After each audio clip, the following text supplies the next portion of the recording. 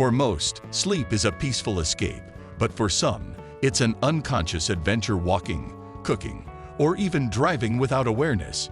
This strange phenomenon, known as sleepwalking, remains a mystery despite scientific curiosity. Researchers have uncovered key insights into its triggers, who's most at risk, and how the brain misfires during these episodes. While common in children, stress, genetics, and sleep disorders can also play a role. So, let's unravel the science of sleepwalking and see if sleepwalkers are unknowingly living their best lives when the brain forgets to sleep.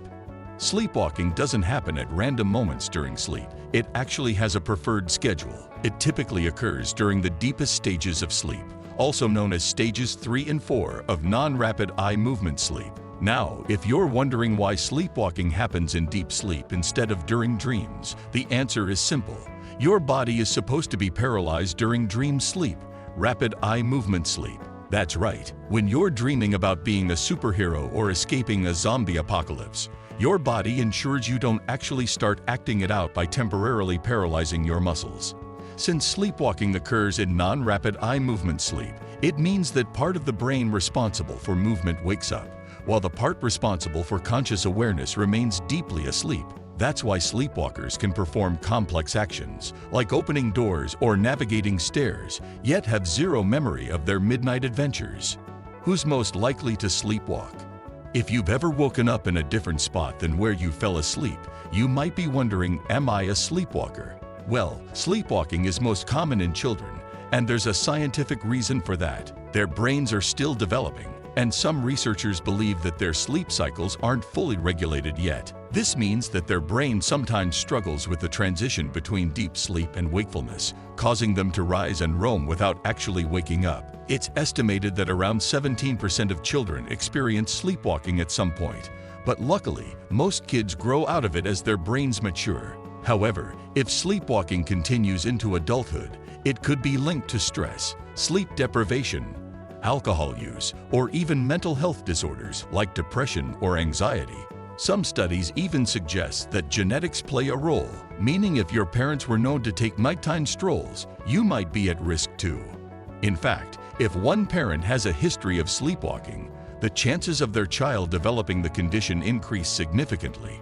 And if both parents were sleepwalkers, the risk skyrockets to over 60%. Other factors that may contribute to sleepwalking in adults include high fevers, irregular work schedules, chronic fatigue, and even sleep disorders like restless leg syndrome or sleep apnea. Some cases have even been linked to medications that interfere with sleep cycles, such as sedatives, antipsychotics, or certain allergy medications. Interestingly, some reports suggest that people who experience extreme emotional distress or have a history of post-traumatic stress disorder may also be more prone to sleepwalking.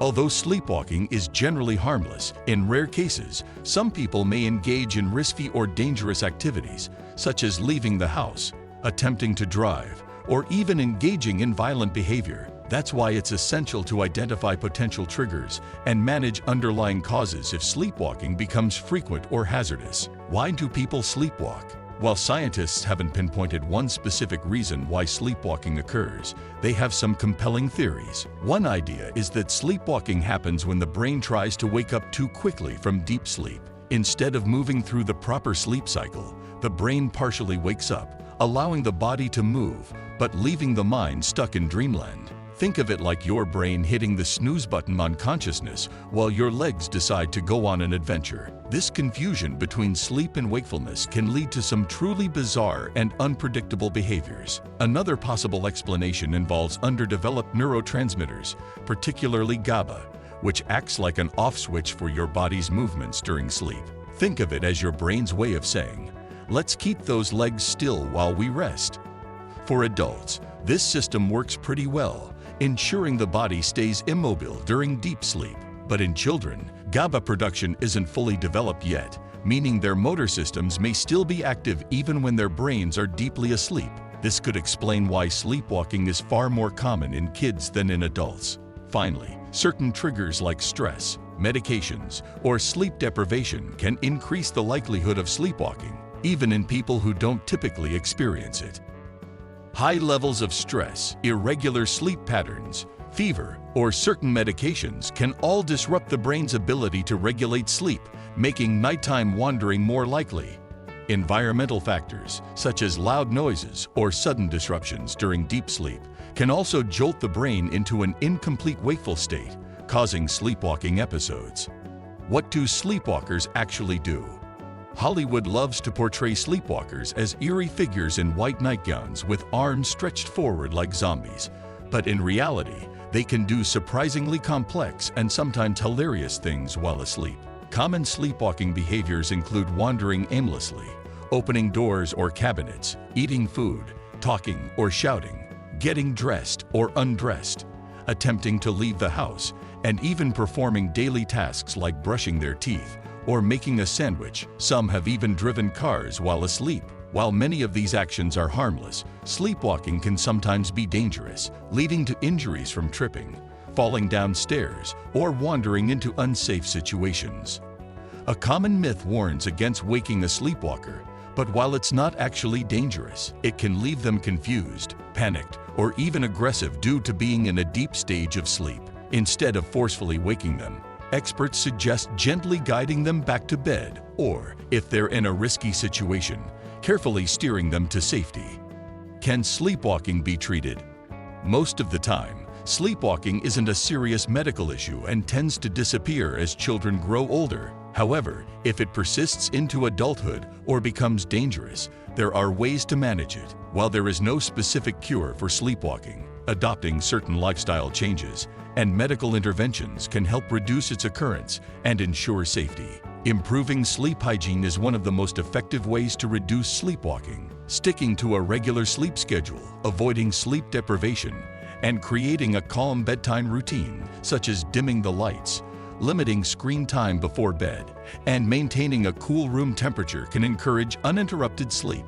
Since stress is one of the most common triggers, reducing stress through meditation, relaxation techniques, or therapy may help lower the chances of sleepwalking episodes. Caffeine and alcohol should also be limited, as caffeine keeps the brain in a hyperactive state, while alcohol disrupts sleep cycles, increasing the likelihood of fragmented sleep and nighttime wandering. Ensuring a safe environment is essential, especially for frequent sleepwalkers. Locking doors and windows, removing sharp objects, and installing motion sensors or alarms can help prevent accidents. If sleepwalking is persistent, consider soft padding on sharp furniture edges to minimize injury risks.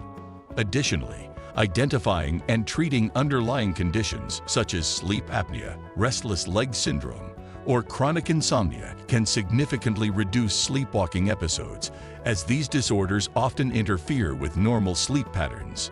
In extreme cases where lifestyle changes don't help, medical interventions may be necessary. Doctors sometimes prescribe medications like benzodiazepines or antidepressants to regulate sleep patterns, particularly if sleepwalking leads to dangerous behaviors or disrupts daily life.